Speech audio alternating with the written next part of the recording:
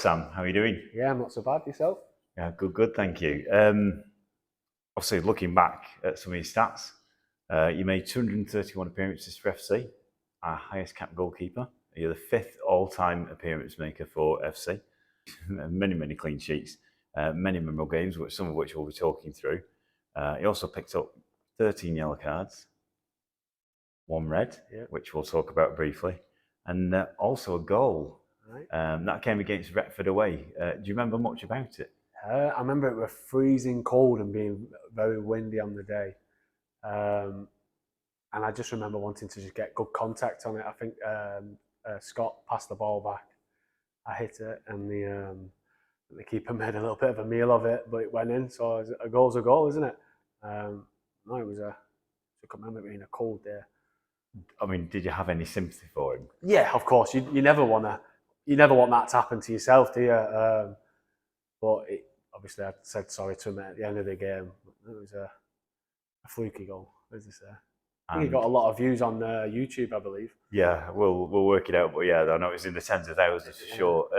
Have you ever scored since or before this? I have. I've scored. I scored at Skelmersdale. I scored a penalty at Farsley away when we were 3-0 up. Manager said go and take it, so I made it 4-0. And then I also scored a free kick at Ramsbottom against Prescott Cables. So I'm on 3 now. Okay. Not far behind Deegs. I'm trying to get my own back on him. So you joined us from Bolton. You're a huge Bolton fan. I believe you got a big Bolton tattoo. Yeah, still got it. Oh, I mean, you could have it lazed off, I guess. You played as an outfield player as well as a goalkeeper. Did that help your sort of footballing style in some way? I started off as a striker anyway when I was a young lad, and I just remember my mate breaking his arm, so I had to go into the net. And that day I got a trial from Bolton the week after I'd signed as a goalkeeper. So I've obviously played a little bit before as a kid, but every time I got injured with, like, say, breaking my fingers at Bolton, I used to just play centre half or right back just to keep my fitness up. But no, I enjoy playing football. I always got told if you want to be a footballer, you have to play anywhere. So I just try and play like that. Yeah, and also it informed, it helped your style in a way, doesn't it? Because you're always quite comfortable coming out with the ball. Yeah, I'm usually too comfortable sometimes coming out. Usually I fly off my line. Not as much anymore because I'm obviously getting a bit older now, but and a bit slower. But I like to play football, and I think it's not good sometimes when you're just booming it upfield all the time. Yeah, and you made an appearance for Bolton, didn't you? Yeah, I did. In an outfield position. I did. Can you talk about that a bit? Yeah, so believe it or not, it was on the Christmas break where all the scholars and everyone go home. So the local lads get called in to do the jobs that they're supposed to do, like the boots and stuff. So we went in, and they were preparing for the Man United game on Boxing Day. So I went. I think Nicky Hunt, it was pulled up injured. Went played right back. So I always say I marked Stelios out the training game. So a couple of weeks later, when it was the African Nations, I got a shout off Allardyce saying, "Come on, you're with me this week." He's like, "Leave your gloves there. You're playing outfield." So then I got told that, I think it was the Monday morning, that I was going to be on the bench as an outfield player. And then he put me on at the end for, I think it was 5 minutes I got. It was great. I loved it. Yeah, what position were you put on? Striker. Right, okay. I came on for Baguetti, who scored 3 goals, I think, against Watford. But they had likes of Ben Foster playing in the net and people like that. So it was like... Yeah, it must have meant a lot to you as a Bolton fan to make Oh, appearance. yeah, well, the fans were singing my name when I came on, so that was brilliant. And then when I remember coming home and all my mates, all that buzzing that I'd got on the pitch as a Bolton fan. There's nothing better, is there, than playing for your team that you support as a kid. Yeah, no, it's a dream. Yeah, of course. And I still have it over all my mates now when they try and get me a little bit. Yeah, but I played for them, you've not. Obviously, that summer, I think it was that summer you left in sort of 2006, wasn't it? Yeah. Had you heard much about FC United before you joined? Not really, because I was still trying to get into like the pro game. I'd obviously left Bolton Wanderers. I'd been to Cambridge United. They'd offered me a deal. I just didn't want to move away from home, a bit of a homeboy. And then where did I go? I think Bristol Rovers put an interest. And just to keep myself ticking over, I think I went to Radcliffe Brewer. And I played a game for them. And then Margie rang me saying, with no keeper, do you fancy playing a game? I was like, yeah, always. I'd seen everything on the news, but not really heard much about it. And then obviously went, it's busy for a bit of a game against a non-league side, isn't it? A bit busy. And then I just remember being stood in the tunnel, and all you could hear were these songs, like singing about Man United and FC United. And I was like, wow, what is this? And then walked out, and it was just full. That bottom end was just full of FC United fans. So I just remember thinking, I'll have a bit of this. Yeah, that was. So we got beat 2-0, I think, but they had the first team out. Yeah, that was Bury, wasn't it? Yeah. Good Lane, I remember it. Any particular memories from that, other than sort of like the coming out? I just remember us not being. I was thinking, we're going to get a good hiding here, and I can show what I can do. I just remember us just being FC and getting stuck in, playing the right way, putting them under some pressure. But the fan, like I said, the fans were they never stopped singing all game, even though it was a friendly, constantly just singing away. And I just this. I mean, Bury, I think they were not first division, they were second division at the time, They weren't would have they? been second, because still had, I think, a couple of lads who I knew I'd played, against in the academy and stuff. I think Richie Baker played from. I think Nicky Adams might have been playing as well, but they had a good team. Yeah, cool. Obviously, we've just been downstairs looking at some of the sort of like photos and shirts from down the years.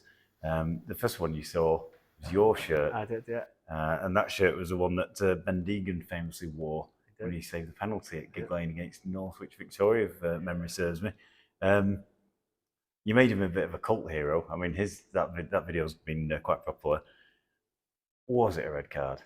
I don't think it was. I still to this day say it wasn't. I've jumped up for a ball and the referee says I've elbowed him in the head. I think momentum's just took me down. I've not gone to hit him out, but I think the ref was after us that season, weren't he? At the end of it anyway, so I think. Yeah.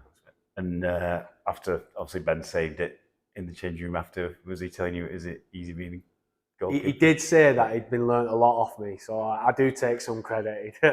No, I was buzzing that we I think, did we end up drawing? We drew the game, didn't we? I think we won 1-0. No, because I think we were losing. I think it was 1-1. All right, okay. But I'm sure we were just buzzing. The fact that we knew we'd got playoffs, I think, by then, so everything was okay. I mean, Northwich Victoria as well. Basically a non-league sort of like a legendary non-league side, weren't they? As well? They were very good as well. I remember them. It might have been the season before they knocked us out of the FA Cup, and they played some good football. I think Andy Priest was manager, if I'm not mistaken. He's at Chorley now, isn't he? So they did play some good stuff. I remember. Sort of like looking at some of the other memorable games that we've seen down the years, and look, we could talk all night about it, but one of the most memorable images from the Rochdale game was you running down the touchline, like fist punching, basically being grabbed by fans. I mean, just talk us through some memories of that night. Surreal, really, because obviously we'd all been at work during the day. We'd been to work, and then I remember us meeting at the hotel. The atmosphere in the hotel was just something like, we're going to cause an upset here, or we're going to win this game. We were never thinking, we're just going to go and get battered. I mean, we knew they were good players because they had some very good players. We just knew, and then warming up, just felt confident. I think like the lad, you could see they were bopping it around. Jerome's having banter with John Barnes, and you could just feel something that was going to happen. And obviously when we took the lead and then Cottrell scored that. I think one of the best goals I've probably seen. I thought we'll probably hang on, and then obviously fitness prevails, doesn't it? And the tiredness kicks in with us. So, and then obviously keeper slips and gives it to Norts, and he puts it back at net. Yeah. I mean, I think we've watched it back quite a few times. It feels that basically Norts makes some contact with the defender that bumps into the. I think Norts kicks it out of his hand, if I'm being honest with you. Keepers Union, he kicks it out of his hand, but the referee doesn't see it. So you just got to play on, and to refer to Norts, he does, and makes himself a hero, doesn't he, really, after. And I just remember it just erupting. The noise was incredible, right? And then obviously I remember, I think it was the final whistle went, and went back to change room and I had absolutely nothing on because the fans had just took everything off me. I think my shirt's actually at my mate's house. He's got my shirt. I just said to him, "You keep that one." Obviously, that took us then on to the Brighton game. Obviously, I mean, when we saw the draw, we thought, how hard can this get? We'd already beaten sort of like Rochdale, which is 94 places above us in the league. Yeah. We then went away to the number one placed team in the league, basically. Furthest away place as well. Furthest away. I mean, Brighton at the time, they were on their ascent. Basically, they were still playing at the Withdean Stadium, which was that horrible sports facility. So we were miles away. FC fans only had 900 tickets because we were given a Category C rating by the Brighton police. And it looked like more against the odds, but we nearly did it, didn't we? We had a good team, though. I think we knew when to press and we knew when not to press and soak up a little bit of pressure. On that day again, like the Rochdale, everything seemed to be just falling into place for us to go and nick it. And obviously, Nicky Platt scores a good goal. And you think, hang on a minute, we're going to do this again. And then obviously we have the red card in the second half, which is. But even then, we still attacked them. We had 10 men against a team who, let's be fair, like the two top strikers there, Glenn Murray, and Ashley Barnes playing, Elliot Bennett. So and we still took it to them. And obviously, I did my little bit at the end just to take it back to Gig Lane. So was it instructions on the water bottle? No, nothing. It was just instinct. I think I knew a bit of a flurry player. I thought he's not gonna just go straight. He's gonna try and go top corner. So I just dived up and hoped for the best. And luckily, I got my hands up to it. Yeah, no, it was. I think we were all rubbing our eyes, basically from a very far distance away. Yeah, that away stand. It was good. It was a good experience to be in. Obviously, and then Gus Poyet comes in after the game and tells us how good we've done. So they're good memories to have. I think I got player of the round after that as well, just for that save. So that was a good trip to Wembley. I mean, obviously, touching on the return game at Gig Lane, I mean, it wasn't great conditions for FC, was it? I don't remember as much from that game because I think because they scored 4 goals, I try and blank that one out. But I just remember it being so cold. I think we played a warm-up friendly against Earlham, and that was just rock solid as well. So we knew, but they had all the heaters on the pitch and stuff like that. I think it was more the fact that they needed to get the game on. But it is what it is. We knew it was going to be tough, and it was. We did our best. Yeah, no, it was amazing to get to the second round and take basically a team which was destined for the Premiership all the way to the replay was good. Going to ask you quite a tricky question now. Mm-hmm. You made 213 competitive appearances, 5 seasons for FC. You would have been behind a number of very good defenders. Could you name your favourite back 4 and tell us why you picked them? So it took me all weekend to think of this. But obviously I played with a couple of great right backs in like Matty Taylor, you mentioned Kyle Jacobs, Adam Carden was another one who I saw. But mine one would have been Danny Warrender. You could just give him the ball wherever, he'd turn, he'd play a pass, he'd get stuck in, he'd tackle, he'd head. I don't think many people got past Danny. So I always have him as my right back. 2 centre-halves, obviously, you've got to have Big Chaddy in there. He's the one who wins all the headers. Terrible with his feet.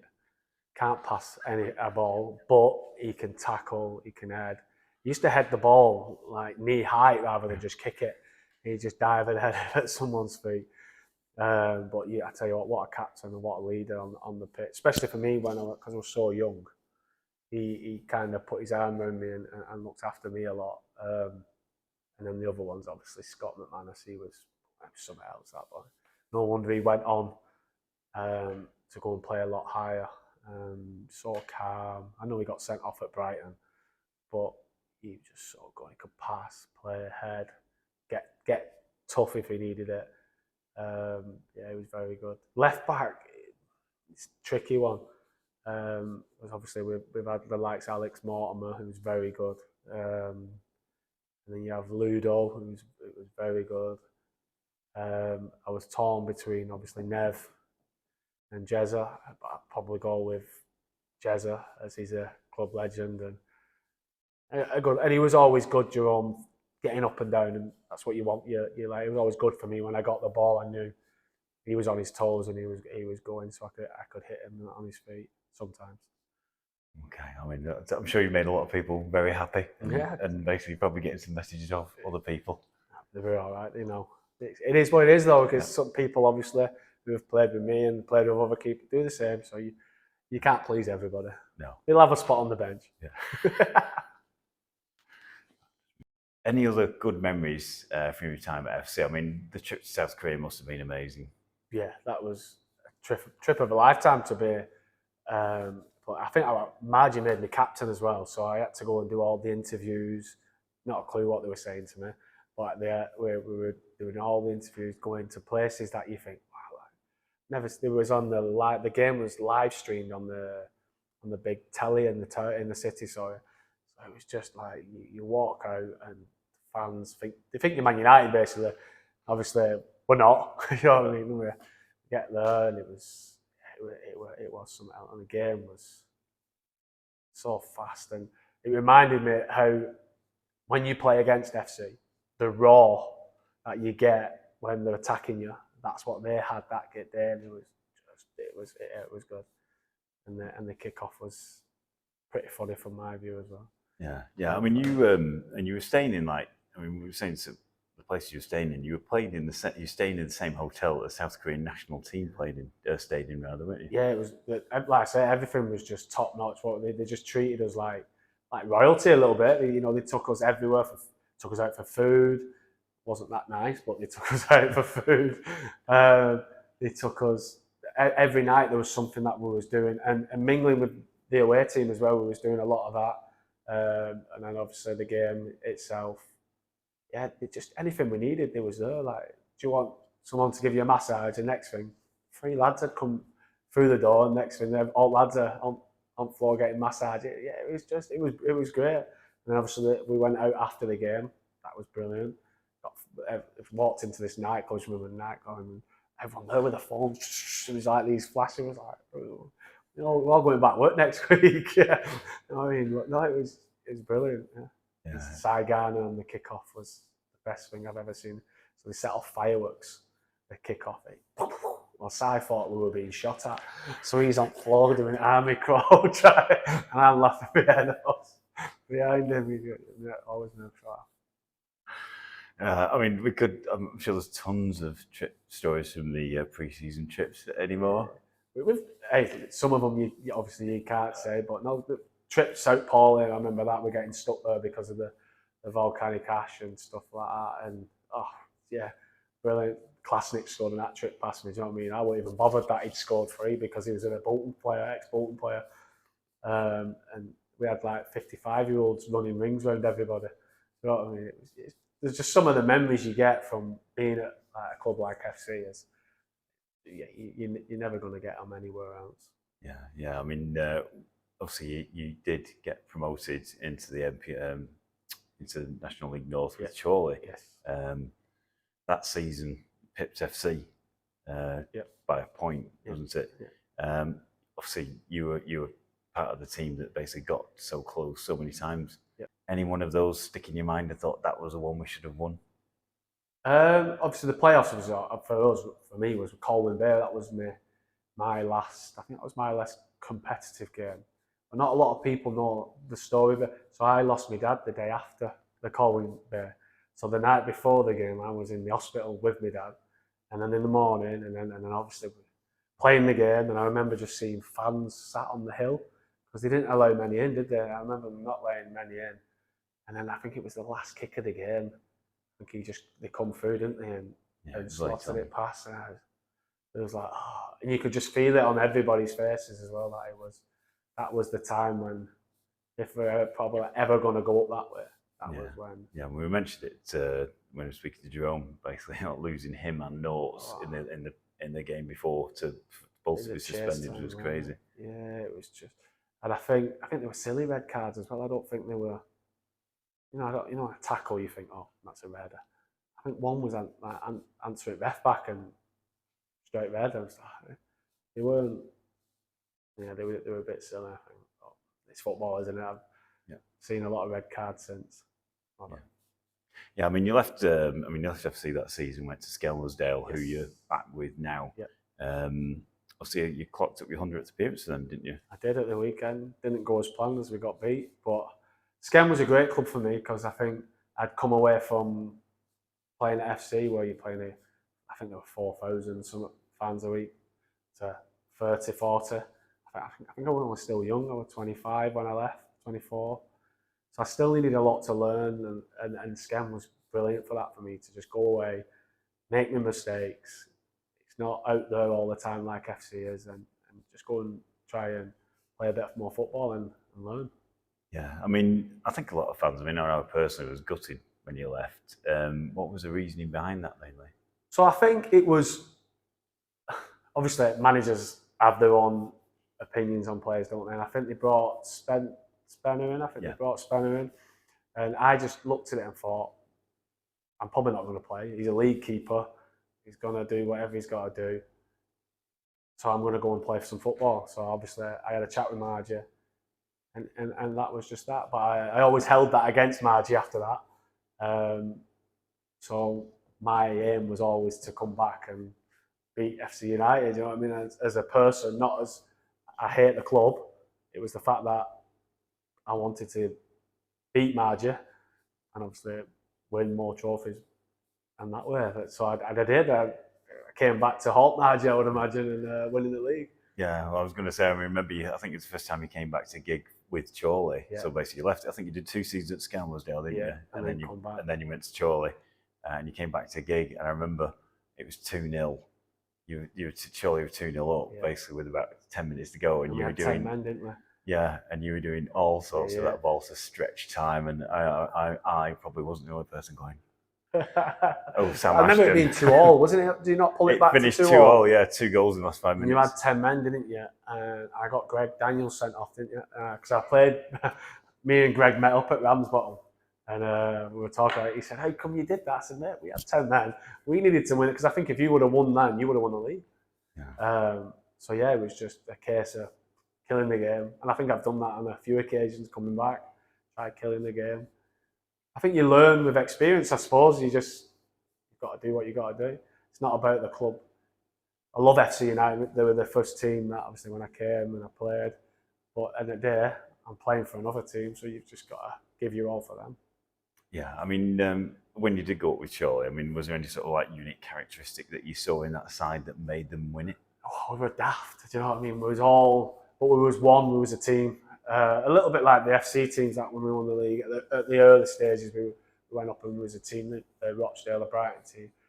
We'd do anything for each other. You know, we'd run through brick walls together. You know, we used to go out. If one of us went out, we all went out. It was unity as a club as well. We had everybody in it together. So I think that goes a long, long way in football. I think some people lose the sight of how important a changing room is these days. Yeah, I mean, a team in every sense, basically. Yeah. You won another title with Macclesfield last season. I did. How did that move come about? I kind of thought I were done, if I'm being honest with you. I think I came back here with Ratcliffe as a keeper coach. And COVID, I think, had its effect on me. And I think I was 36 at the time, I'm thinking, I'm probably done now. So I'd stepped over a little bit. And then the next thing, they're on the phone saying, do you fancy coming signing for us? So I'm thinking, yeah, why not? Let's have a go at it. Yeah, well, great. Enjoyed it. The fans there are brilliant. I think the only downfall to the Macclesfield fans is they still think they're in League Two. So the players are not as good as what they are in League Two. So I think that's going to take a little bit of time to get used to. I think the players need to know that the players are non-league. But they've made that transition now, haven't they, to, I think it's hybrid, people call it now, don't they, where they train 3 or 4 times a week. That will help them massively, I think, going forward, because they've got everything in place, haven't they? They've got the ground, they've got the owners, they've got the fan base, everything's there. Just need to get out of these tough leagues, which they are very, very tough. They're not as easy as people think they are. Yeah, I mean, they would have been very fancied, obviously, in that division with the resources behind them, the fan base. But I guess it's still, to win that title, it still meant something to you. Yeah, well, when I went in with the thing, I've been there and done it. I knew every time you put that shirt on Saturday, the opposition's FA Cup final or cup finals. You know what I mean? FC was the same. You turn up on a Saturday and you couldn't turn up as though you thought, oh, it's just another game, because you knew that the team you were playing were going to try and turn you over and be happy about it. I think I remember of one is playing Durham at home, and they'd not won for I think about 12 months. And they come and beat us 2-1. And I remember the chairman coming in crying to us, saying thank you. And we're thinking, we've done nothing, not done it on purpose to let you win. But, that's the mentality. And I've played against Mac twice this season. And that's the mentality you have as a player. You want to go and beat them because you know they're the best team to beat. Yeah. Obviously, you started with Bootle at the start of the season, didn't you? And then moved to Skelmersdale. Is that just? I guess. I mean, I think you've got about 600 appearances. I think it's over 600 now. I've not counted fully. There's a few clubs here that I've played for. I went to Bootle because of Bry. Obviously, he's back at FC now, but Bry rang me and said, do you want to come through? And I thought, yeah, because Bry's a really nice fella. I was with him at Skem last time I was there, so I thought I jumped at it. And then obviously the new manager comes in, and sometimes he wants something different, so it went that way. Yeah, I mean, FC and Skelmersdale have quite a bit of history, because you remember we won the playoff final against Skelmersdale in 2008. Have you got any memories of that? I remember it being a tough game, a real. Did they take the lead? They might have took the lead 1-0, and then I remember rightly, he got sent off for stopping it on the line with his hand, one of the lads, and then they just fell apart. And they just tried kicking everybody, and obviously, what Scouts as players do, they're not happy how they when they're losing. And I think we knew we were going to win that game. We had too much quality to lose it. But when you look back at some of the Skem teams now, some of them players are playing in league now. So a good result back then. So while you were at FC, you sort of started moving into a more of a coaching role in some degrees, and you moved into a role sort of coaching the community. How did you find that? Oh, I loved it. I loved going into different parts of Manchester, coaching kids in schools. We used to go into schools and doing a lot of healthy eating and stuff. So they used to look after us and send us here, there, and everywhere doing football coaching. I used to do a lot with Margie actually as well, which I used to love it. Okay, and from there, we actually progressed into being full-time, sort of education. Yeah, I did. I used to go into a special needs school in Bolton. I think I can't fully remember, but the head teacher knew somebody in FC United, so they got in that way. So I used to go and do coaching on a Friday morning, and then I think it was like 6 months in, and they just said, "Listen, there's a job come up. Do you fancy going for it?" And I just went, "Yeah, of course. Like why not?" I mean, it was a full-time paid job. So I went for it, got it, and then I've never left since. I'm still there. I think I'm on my 15th year now, so I've got FC to be grateful for that for, really, because obviously they give me a chance in football and give me a job for life. Yeah, I mean, it must be really fulfilling. Obviously, you're making a real difference to people's lives, but I guess it wouldn't have been something you necessarily would have thought of probably before you actually came up. Never actually thought anything of the sort. I just thought. I don't know what I thought. I was a young lad. I think I was only 21 when I started doing it. I think just thought, just go with it and see where it takes you. And then obviously went into the special needs school, and it was brilliant. And I love my job now. Still, it's very rewarding, as people always say to you. But no, it's a good job. It's so important that basically people invest the time and effort in people who are challenged in many ways. Of course. So finally, any messages for FC fans? Don't abuse your keeper as much as you abuse me over the years. No, just keep supporting your club. Keep coming to games, because obviously I know I've not been to a game for a long time, so I wouldn't know what the atmosphere is like. But obviously, just keep coming to and supporting your club, and thanks for all the nice comments, some of you. And the nice reception I get every time I do come back, because it is a place that I really love coming back to. Yeah, well, I mean, I think everyone at FC knows, and it's come across in this interview, what a great guy you are.